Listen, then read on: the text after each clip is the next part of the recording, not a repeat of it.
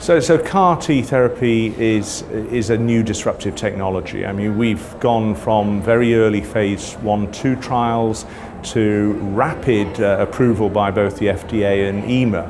But what we're acutely aware of is that as much as these are incredible products that create long-term remissions at the moment, we hope that that will be equivalent to cure in time, but there is significant toxicities.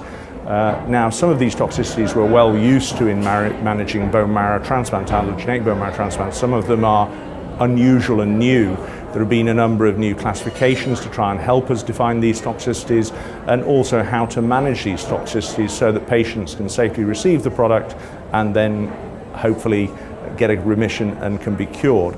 But whilst we're doing that process, I think it's important that we, if I can use a UK term, regulate the number of centres to start with.